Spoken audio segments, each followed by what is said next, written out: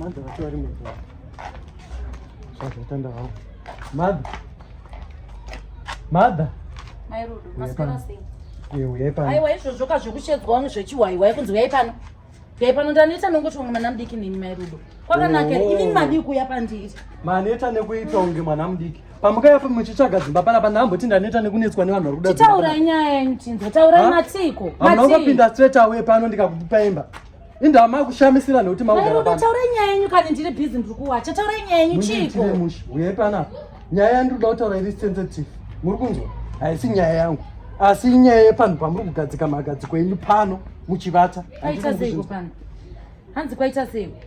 Ndafonerwa naNdendrodi. Ndendrodi vaita image. Handiti muri kunzwa?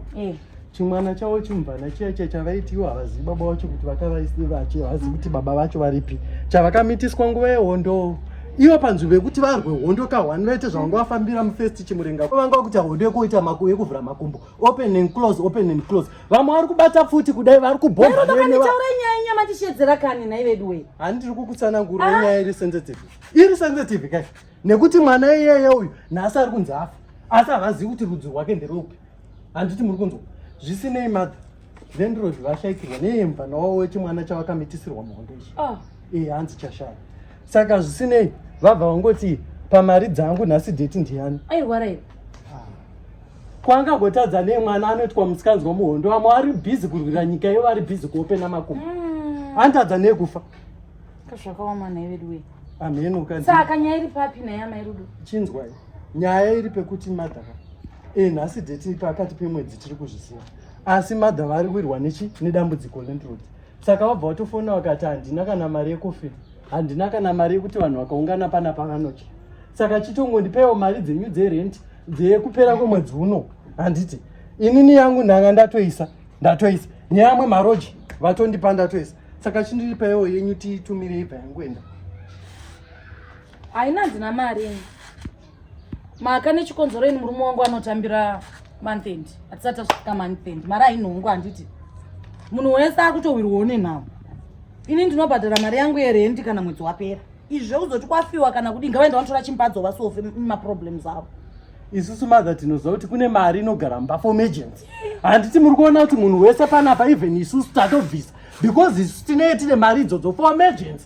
This is the emergency. Handiti muri kuona. Kwa imimi ndimi here. Kana makuramba kubvisa. Imimi ndimi here. Inini ndini here imimi. Hati vanhu munongwanda zvanotane mari dzake mumba make budget dzake. Ina handina mari mai Rudo.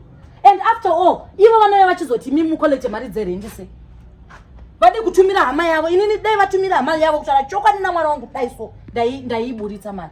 The fact yekuti mari yazonzi ikoletwe nemi mai Rudo inini mari handisi kukupai. Saka inini makuti ndiri tsotsi. Ameno mai Rudo. Ini mari handisi kukupai mari yerendi.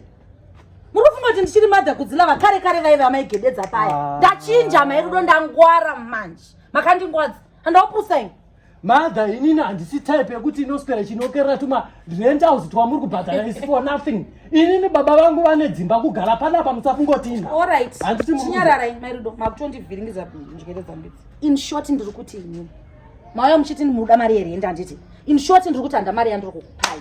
Imi nalandlord wenyu ende munoudzana kuti mai Mother kudzila vati mari havasi kubuditsa. Case closed. Tabudana nemi. Mother natidzokai mutipe mari yerent. Ndakaza kundishedza munomutonga mwana mushedza mwana wenyu. Pemazvicheta. Chipirai pasi. Imbwa inhongo. All right. Property yenyu iri kurara iri panze. Panapa. Taimushe. Mirai muone. Taimushe. Moswera ndazvisoka.